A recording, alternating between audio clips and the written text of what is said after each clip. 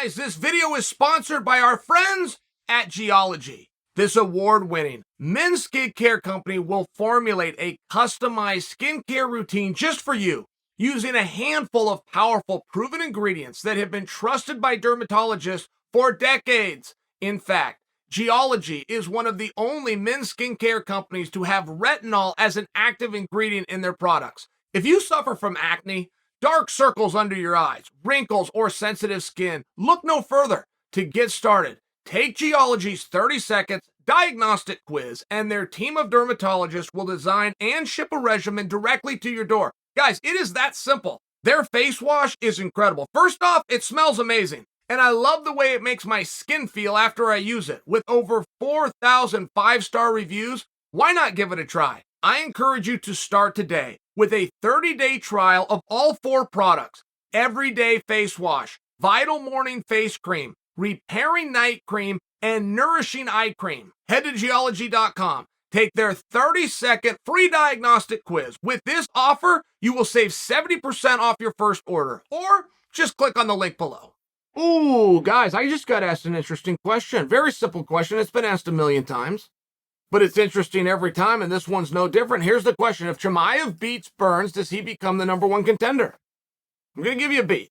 I'm going to give you a beat. This is not a rhetorical question. Rhetorical question being identified as a question that I don't want an answer to. I do want an answer. Digest it here. I'll stall a minute. I'm going to ask you the exact same question when I'm going to change opponents. If Gilbert Burns beats Chimaev, does Gilbert Burns become a #1 contender? Do you see the problem? And we get confronted with this in this sport all the time. This is absolutely nothing new. I will talk to you guys about a competitive architecture, and this would be what's known as a semifinal round. But it's not a semifinal round for both guys. It's a semifinal round for one guy. And it's not new, not even within this division. When you have somebody in the division doing what Dana White calls lapping the division, meaning the same guys a second time, it's very relevant. Colby Covington's last fight, both guys, that's a #1 contenders fight for either guy. That would be a true semifinal round. Well, no, it's for neither guy. And you'll see other fights, like I think this one that I'm explaining right now. Yes, I do believe Chimaev becomes a #1 contender. That would be one hell of a bounce. And a lot of it's going to have to do with if he's to get the jump on Burns, how is he going to do it? If he runs through Burns, and I don't care how you wanted to define that, if he takes Burns down, case for that one time, and they never get up again. The next time they get up is to shake hands and say goodbye. If he does that, yes, for sure. If he doesn't, if he goes all 15 minutes, but he wins all 3 rounds, if he goes all 15 minutes, it's a back and forth war, and it's a split decision, right? It's very different results, and I still, even with that guide, don't have a scenario where I wouldn't argue that he should be the #1 contender. And I have seen scenarios in history where, and politics come into it too. We got a big fight to sell. Got a big fight to sell this weekend. You got a job to do. Go sell your fight. Well, I got another card in a month. Well, that's another month from now's problem. Sell this one. I mean, that's the way that the business works, and this is where the politics I speak of. Let's say that this fight doesn't turn out to be what we think it's going to be, regardless of outcome. Outcome and performance have to be married to have one guy come to the field and be the #1 contender. It is a combination of two. You'll have a number of people go, well, if he gets a win here, he's going to fight. Man, you can have that, take it back that night, and nobody will argue. Outcome and performance must align. But let me just share with you a thought. Is this fight goes, and it's not a one-sided beating. It's not a clear performance. Of course, we are going to have a decisive outcome one way or the other. There is a time that you throw the ball back up and go, I don't know yet, because I've got Luque and Muhammad coming up, and I'm going to give a good look at that, and then I'm going to juxtapose the two. That happened one time on the same night. Never been a move like this pulled in the history of promotion. And it went off without a hitch. We were in, I believe it was San Jose, for sure California, possibly LA. Dana said going into the card was featuring light heavyweights. You had Brandon Vera. You had Shogun. That was one fight. You had Ryan Bader versus Machida. That was another fight. All light heavyweights, all on the same card. And Dana said before the card, this has never been done anywhere. Dana said, I'm going to look at both those fights. There's 4 athletes. Whoever performs the best of those 4 fights for the world championship. And when Dana makes a statement that's never been done before, I sit back and listen. How's this going to go? Is the media going to accept this? Are the fighters going to accept this? This is brand new within the industry. Yes, absolutely. There was absolutely no problem. It made for a great buzz. All the fighters thought it was a cool thing. It was just like Fight of the Night. Fight of the Night's going to go to somebody, but I'm going to judge for the entire. This got narrowed down. It worked. It worked in the world of promotion, and it did. Honored it. Machida won this battle of the four, draws in, goes and fights for a world title with Jon Jones, does great business, but we never went back to it. We have gone back to a version of it, which is kind of like the one that I just laid out. Chimaev getting the jump on Burns is going to be very impressive, but you must align outcome with performance. Burns, regardless of hook or crook, is probably in the same spot that Colby and Masvidal were just in, which is you've already been there. We're not in a rush to redo it. We do acknowledge that at some point you can earn that and you will be a step closer. That's probably the best that we're going to be able to do. And then you have Blahal and Luque, and those guys do deserve to be looked at. Absolutely they do. Just to make one dream come true doesn't mean you get to piss on everything else.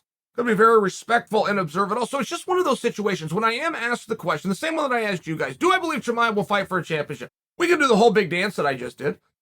You give 5 minutes giving an answer and stalling it out, but yes, I do. Yes. If you beat Gilbert Burns, I believe you fight for a championship. And I don't believe that you could get that outcome without having a performance that would qualify because Burns is so goddamn consistent. In any kind of realistic manner, yes, that's my answer. The other side of the coin, do I believe that Burns will get a title? No. Do I think he should? Yes. Yes, I do. I just also think Blahal should get a title shot, and I also think Luque should get a title shot, and I also think that Kamaru Usman should be able, if he wants, and I assume he does, to have new opportunities. So there is some politics here. There is a big question mark. The other side of this coin is, do I believe that this is the biggest fight on the card? Yes, I do. Ariel Helwani coined a phrase many years ago, simple phrase, but it is Ariel's, and I'll rip it off real fast. People's main event. The people's main event this weekend doesn't happen to be for a title. And the people's main event is not coming up at the end of the night. The people's main event is Chimaev versus Burns. There's going to be a lot of attention on that. We are going to learn about Chimaev in this situation. Chimaev has fought in front of some full houses. His last show, by example, of which he had a ranked guy, by example, of which he yells to Dana White, get Brock Lesnar in here, but everything went perfect. But all that did is bounce him to what he is now. The reception that Chimaev's going to get is the weigh-ins. It's going to be like nothing he's ever had before. The reception that he's going to get when he walks in the arena, the expectations that are put on him, the ranking, the possibility of a world title fight. There's a lot of stuff on this. Let me tell you one final talk on Chimaev. This is going around the internet, but I happened to catch it this morning. Brian Stann, in 2017, was on stage at a UFC. I think this was before a weigh-in. That's not totally relevant, but you know how they do like the Q&As. I believe that's exactly what this is because Brian Stann's on stage and anybody from the audience can ask him anything that they want. And they did, and the person happened to ask him, who out there in the orbit of MMA is good enough yet has not been discovered and signed by the Ultimate Fighting Championship? And you know what Brian Stann said? In 2017, he said there's a welterweight in Sweden, Khamzat Chimaev, and I've never seen him. Brian even said, I'm not clear on what his name is. This is who he met. Said he's at All Stars in Sweden. He said, I only know him by reputation. Now, I did not know that Chimaev had a reputation in 2017. Chimaev would have been a pretty young boy. That would have put him at 19 years old. And a reputation in 2017 made it all the way to Brian Stann, who knows everything about everything at the time and can say any number of names that he wants, and that's the one that he chose. I just think that that's an interesting story. 2017, Khamzat Chimaev was on the tip of Brian Stann's tongue. Here we are in 2022. He's one fight away. Nothing counts until you deal with Gilbert Burns. Nothing. Nothing counts till you deal with the ranked guy, and there's nothing like fighting a guy that's used to big moments, has performed in big moments, and oh, by the way, has been in there for the strap before. That's a whole nother animal. Brian Stann said it in 2017. Saturday, Chimaev proves if Brian was right.